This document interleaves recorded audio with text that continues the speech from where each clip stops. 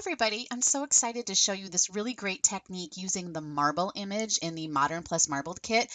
Using some watercolor, you can make this amazing marble background for your next card. What I use to create the background is these Aqua brushes from Nuvo, and I used Azure Blue, Indigo Dawn, and Aqua Splash, and I'll link the products in the bottom in the video description so you can find those. Those pens are full of intense watercolor, and they are beautiful, and the results of this are awesome. So they are a brush, and you can go ahead, and I just painted right on my stamped image with the colors, and they're pretty intense, so I made sure that I used minimal amounts of the blue and the purple, and just to try to keep the intensity down and keep the softness up. I love these brush pens for this technique because I can blend over and touch the colors together and I don't have to worry about them hurting each other. The nylon bristles on the brushes are pretty great, pretty flexible, and you can't cross-contaminate these. They're just great.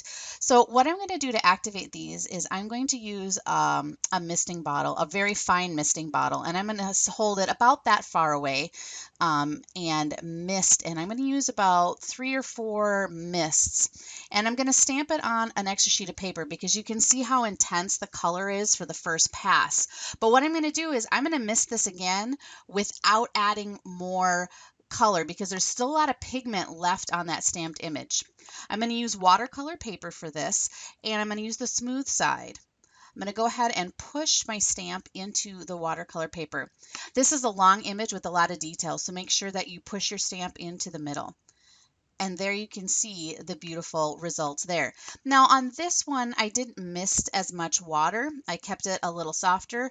So if you want to make it even softer finish than that, mist more water. So go up to 4, 5, or 6 mists on there. And you'll see the difference between the 2 passes when I stamp this time. And once again, I didn't re-ink. I just used more water. And there's an even softer result. I just love the look of this. It's just beautiful. Now, I'm losing a lot of pigment, so what I can do is I can continue stamping, or I can go ahead and I can go back and add more pigment again. The great thing about this technique is every time you stamp, you're going to get a different result. This time I definitely misted with too much water, and that's okay because what I'm going to do is I'm going to grab a paper towel and I'm going to just very gently touch away some of the extra water that's flowing in there. And look at how different that stamp is from the first 2 that I did. Unique results every single time. So go ahead and just keep stamping your background and filling in the image. What I love about this marble image is that you can keep turning it and rotating in it, and it's really easy to fill in all the spaces on your background. Once again, I kept it pretty wet, so I can just use that paper towel to dab away the excess. And here is one of my dried backgrounds. You can see how beautiful the results are. So I wanted to add a sentiment, and I wanted to make that purple stand out a little bit more. So I used a thank you die, and from watercolor paper, I die cut the words thank you. I'm going to use my water brush pen again, and this time I'm going to put it on an acrylic block, or you could put it on your craft mat, whatever you want to do. And I'm going to use it as watercolor.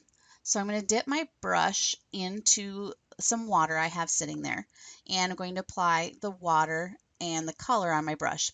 I'm grabbing a piece of watercolor paper here that I die cut from because I want to see how intense the color is. So you can see I'm adding a little bit more of the watercolor, a little bit more water to get the color that I want. I want the thank you to have an ombre look, so I want it to start from lighter and go to darker. I'm going to apply the watercolor just directly to my die cut word. And I love how easy it is to make this custom look because everything can coordinate and match.